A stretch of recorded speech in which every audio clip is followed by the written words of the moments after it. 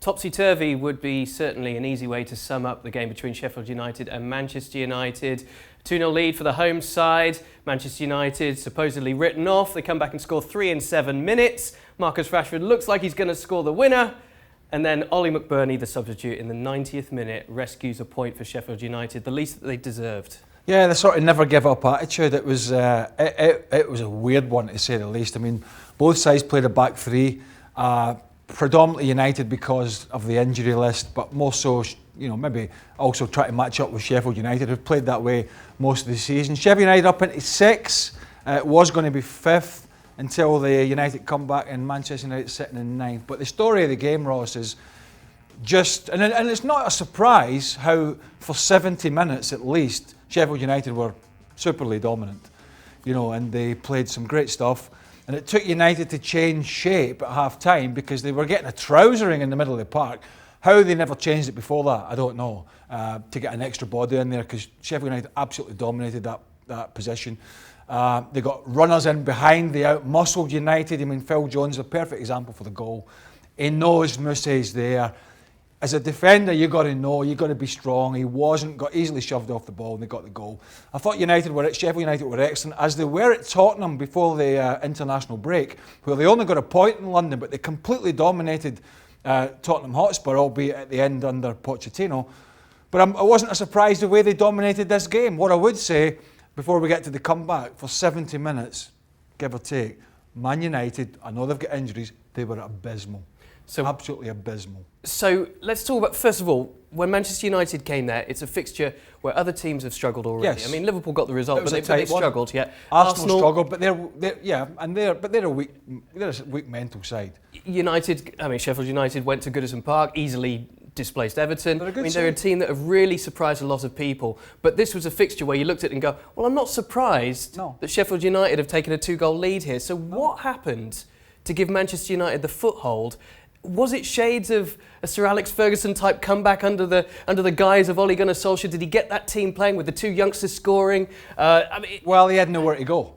He changed at half-time. He got Lingard on, who played a little bit more central, came back to help out Pereira and Fred, who were so bad. But they were left exposed, but they were bad.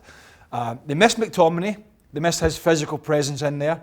But he did get that extra body in the middle of the park. He changed to a back four. And it was almost desperation at the end. I mentioned that last 20 minutes. There's no getting away from it. It wasn't a surprise how the game was going, because when you go to a team like Sheffield United, who have got a good shape, they've got an aggressive manager who's come up through the lower leagues. Most of the guys in this team have all played to second and third tier level in England, right? They've had to fight and scrap for everything they've got. And you can sense that. And so when you go and play a team like that, you've got to match that first before you're able to play. United didn't do that. But in all fairness to them, they made the changes. And Greenwood come on, and young Williams got a goal. It was a great goal because he struggled in the game as a wing-back. In all fairness, he was left exposed as a young boy. And that's not going to do his confidence any good. The goal will. And United somehow produced a little bit of quality in that last 20-minute period. I think it was a little bit about the changes from Solskjaer, and I think it was a little bit about Sheffield United's legs getting tired because of all the pressing and what they had done. And it did, for all the will in the world, and I say this, look like Man United were going to steal the 3 points. Steal the 3 points from Sheffield.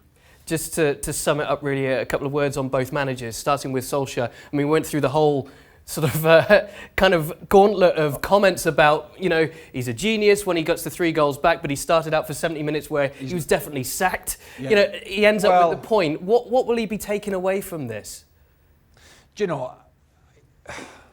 I don't think the position changes really. I think even if they'd lost the game, I don't think things are going to change in a hurry there. They have got a really bad injury list. I think what he'll say, I was able to change things. I think he changed things too late. I think that should have been changed midway max through the first half.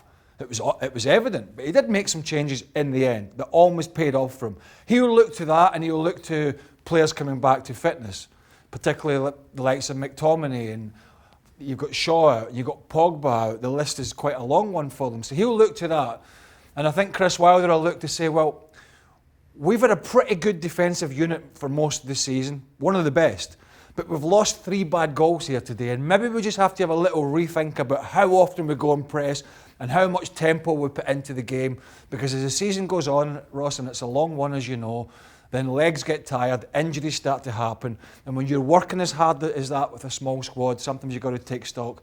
And I think that was a little one for them today, just to say, maybe we need to pick and choose when we up the tempo of our game a little bit more, to give us more life in the legs later in the game, because they looked almost out on their feet come the end, but in all fairness, they rolled their sleeves up one more time and got that equaliser. It was a great atmosphere at Sheffield United. They're going to give a lot of the bigger teams a tough time this year, but I thought it would have been a travesty today had they not taken at least something from the game. Yeah, Chris Wilder is a man that you've been full of praise of, and I know certainly that he'll have taken those learning points from today, where it could have been 3 points, it could have been no points. In the end, both he and Solskjaer have to settle for 1. Well, thank you very much for watching ESPN on YouTube. For more sports highlights and analysis, be sure to download the ESPN app. And for live streaming, premium content, and let's not forget as well, ESPNFC 7 days a week. Subscribe to ESPN+.